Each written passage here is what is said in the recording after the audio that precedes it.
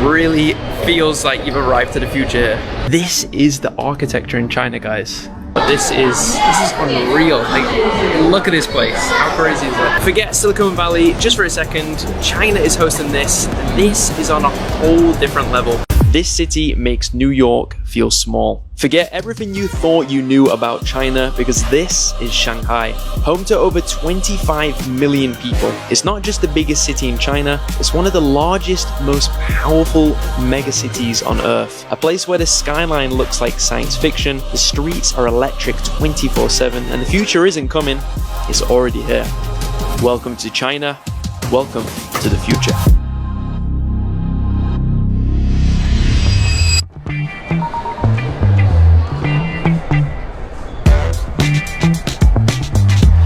Welcome to the channel, my name is Sam Tyler and I'm currently here in China showing you my unfiltered experiences as a foreigner. And most foreigners are still stuck on what China was 40, 50 years ago. It's bad infrastructure, it has terrible pollution. Maybe they think there's going to be a war going to occur between China and America, so it's too dangerous to come here and explore. So all I'm saying is come here, experience it for yourself, and I guarantee you won't have the same preconceptions as you had before. By the way, do subscribe to the channel because I have a few more China videos coming out very soon that I know you're not going to want to miss. So as you can see behind me, I'm currently in the main airport in Shanghai, and this airport is massive. So what we're going to do now is going to take you with me on a bit of adventure. We're going to go on the maglev train to get into the city, and that is one of the fastest trains in the world. I'm excited for this.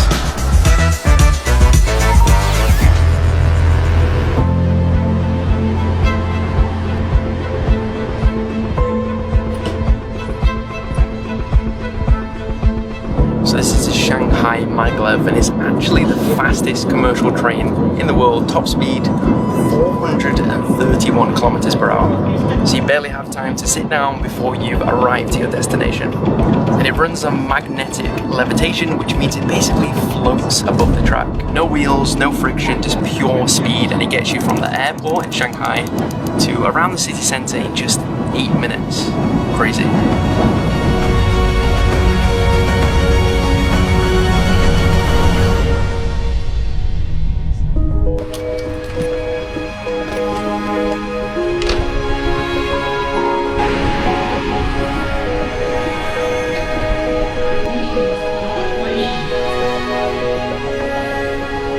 Wow, honestly, that didn't even feel real. I just stepped off, and that was 430 kilometers an hour. That's just insane.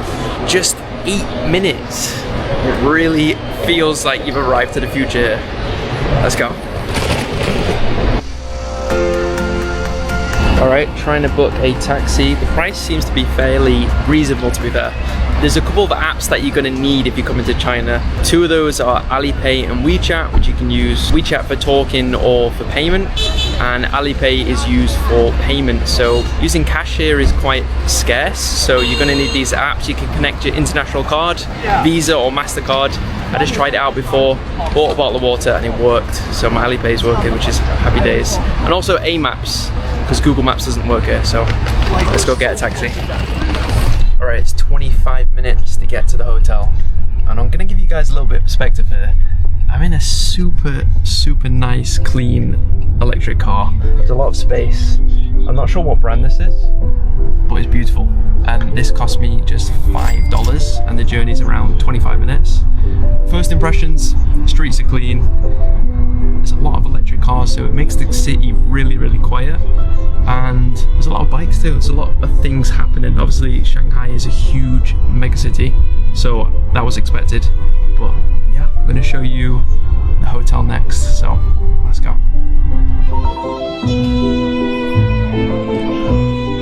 Okay, this is the Grand Hyatt Shanghai, and it used to be the tallest hotel in the world. This is inside the Jinmao Tower, and it's from the 53rd to the 87th floor, which is ridiculously high. Oh my god. And the lobby is on the 54th floor, so you can literally check in the clouds. Look at that view. Oh my god. You can see the whole of Shanghai here. But I want to show you guys something. Alright, this is going to shock you. Are you ready for this? This is the architecture in China, guys. Look at this. So this is around the 65th floor, where it goes all the way up there to the 80s. Just give you guys perspective. Is that not one of the craziest hotel designs you've ever seen?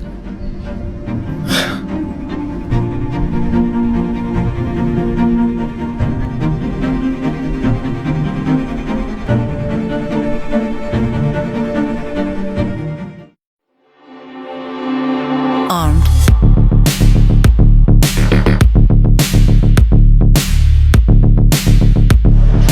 Guys, this isn't the future. This is now. Welcome to WAIC, which is the heart of global innovation here in China.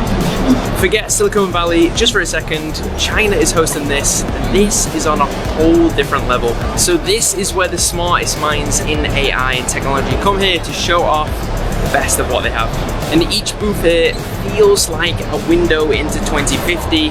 And these aren't just prototypes, these are live, scalable, and already being used in main Chinese cities. There's a clear mission here. Don't wait, just build. And you can see it and you can feel it with everything that's going on here. It's really, really wild to see.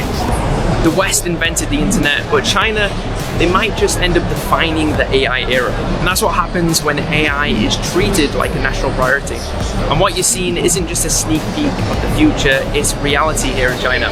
Shanghai is building faster than most countries can think, and it really, really shows. And the question is, will the rest of the world catch up?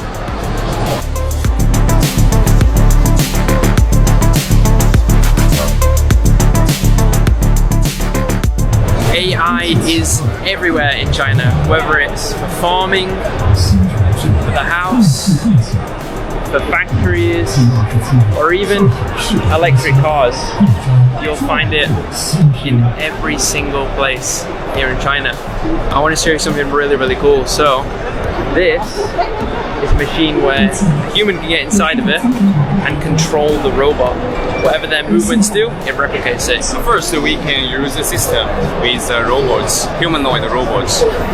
When our firemen find some dangerous gas, we can control the robots go to the place to find out, to detect whether the gas is dangerous or is this okay for human.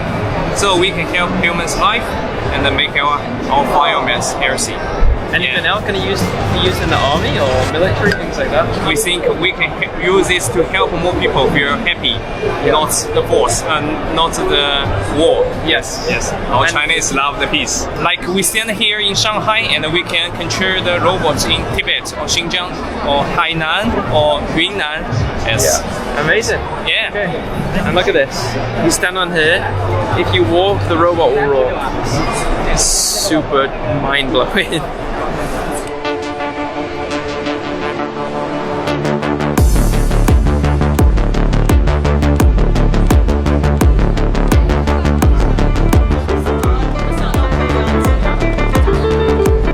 Look at this, I'm communicating to a robot with a microphone. Can you wave again? What? Can you shake my hand?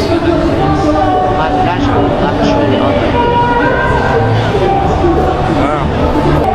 Can you dance for me?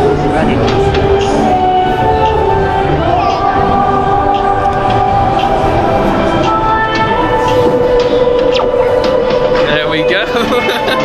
That's a dancing robot.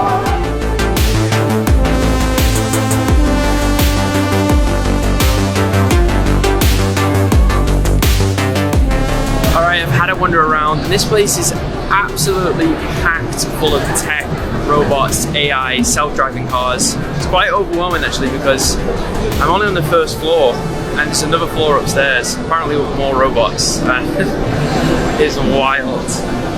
The vibe here is electric. It's like nerd heaven, but in the coolest way possible. And what's crazy is some of these tech is not 5 or 10 years away. It's already being rolled out today. And next up, I want to show you a restaurant just like this in some ways, because it's gonna blow your mind. Let's go.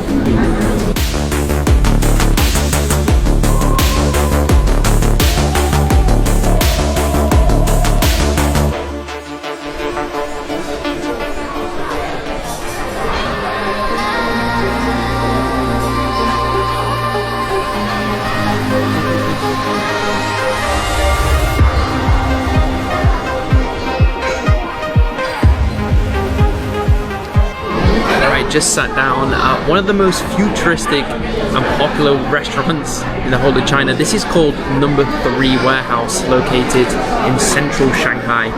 It doesn't feel like a restaurant. Honestly, it feels like I've stepped into the future.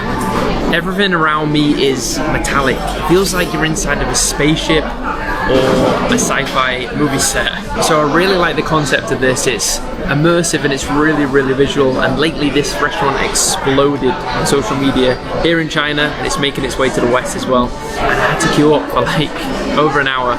But honestly, I've not even had the food yet. I've just sat down and I feel like it's worth it already. The food looks great too, which I'll show you very soon, but this is unreal. Like, look at this place. How crazy is it? You get a sense that they've thought about every single detail in this restaurant, from the spacing to the way the seats are placed, to the lighting and the plants and the atmosphere. It's really, really incredible. Special restaurant.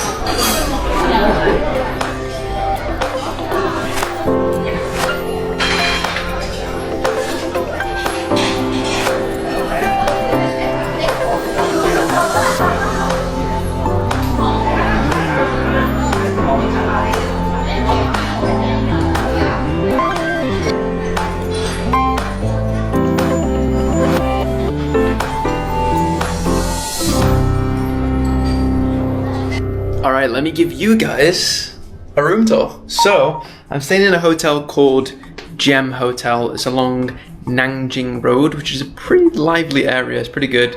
And in terms of getting around, if you want to go to Shanghai Tower or the Bund or these touristy areas, it's only going to take 15 minutes, 20 minutes in a taxi, if that. So we got the bathroom area, quite big, large shower. We've got a little kitchen, which is nice. Wardrobe space in there. This is the bed, quite big, and you get a balcony too. And then this is the view. You can't really see that, but it's of Shanghai. It's nice. You can see the Radisson Hotel. And one thing about this hotel, look at this, right? There's 2 gaming chairs and 2 gaming computers. I don't know why. When I booked this, I don't remember thinking I booked a gaming hotel, but I've tried sitting in this. Oh, it's really comfy. Like, proper comfy. You even get a headset too and a proper setup. Yeah, anyway, let's sit down and have a talk about what I think about Shanghai so far. It's been raining all day. I had a plan. I wanted to take you guys to a mall called 1,000 Trees Mall, and it's stunning. The architecture is insane, like something out of a sci-fi movie. Thousands of trees, decorated all on the outside of the mall, and inside it is pretty special as well. But I couldn't go because of the rain, so instead we're here, just me and you one-on-one having a bit of a chat. But I'm going to summarize my trip in Shanghai and give you my rundown on my thoughts. Okay, so I'm going to tell you guys, you're going to be shocked at how clean the roads are, how advanced the technology really is here in Shanghai, China, and how incredible this architecture is. Like, I've never seen a city like this. The whole city lights up in the evening. There's lights on all the buildings, all until about 11 PM, but still, the whole evening you go for a walk, it's stunning. Kind of similar to Singapore in a way, but this is like on another level. Okay, take a look at this, guys. This is a picture of Shanghai 40 years ago in the 1980s. And this is today, in that time frame, just 40 years. Is absolutely mind-blowing how advanced and how the infrastructure and the buildings have changed that much in just such a short period of time. So the thing is, guys, I'm just here as a tourist showing you my unfiltered experiences here, but there's always a small minority of Europeans or Americans that will give me claims such as what I'm showing you is not true, I'm being paid by the CCP, or that China is less developed than America. But the interesting thing is, these kind of people that give me these claims are the type of people that have never even stepped foot in China. I just want these kind of people to open their minds beyond the misinformed, corrupt mindset that this Western media often feeds them, without realizing there's political and economic agendas behind that. So I'm just here to show you my experiences as someone who is actually in China right now. What do I really think about China? Honestly, I love it. I think it's great. Obviously, it has its ups and downs like any country, but coming here to Shanghai honestly feels like you're in the future. It's fast-paced, full of energy, full of lots of experiences, literally on every single corner. And the skyline looks like something straight out of a sci-fi movie. If you come in here as a foreigner, you'll need Alipay, Didi and WeChat. WeChat is used for talking or for payment or scanning things when you go to certain activity places or restaurants. Alipay I use for paying for everything. This right here, cash, you don't need it. I brought like a couple $100, $500, $600, $700 in cash just in case my Alipay or my WeChat wasn't working, but I've used Alipay for everything. Everything is cashless here. So make sure you've got these apps. It's very, very important. If you've got maybe a MasterCard or Visa, like actual card itself, you might not be able to use it, but if you're using these apps, you'll have no problem. And Didi is like the Uber or the Grab of China. You can use it to get taxis. It's fairly cheap. It'll cost like a couple of dollars to go 10, 15, 20-minute journeys, and the cars are incredible. Like electric cars, you get in the car, it's spacious, it's clean, you get a bottle of water. The drivers are like chauffeurs, they're wearing suits, a lot of them, and it's just a good experience, and it's really affordable. And for a lot of nationalities coming to China, you'll need a visa. So I got mine when I was in England back then for a couple of weeks, and it only took a week to get the visa, if that. It was about £120 or $160, fairly easy to do. You can do it on the website, and you just need to put in some information about where you live in, about your background, your flight information, hotel information. It's pretty simple. I've done it twice now because I've been to China 2 times and I've had no issues with that at all. Oh guys, you'll also need an eSIM and a VPN.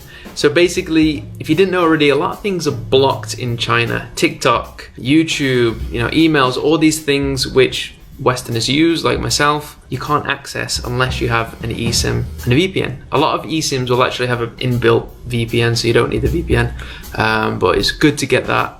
So I would recommend getting either Holafly, YesSIM, Arello.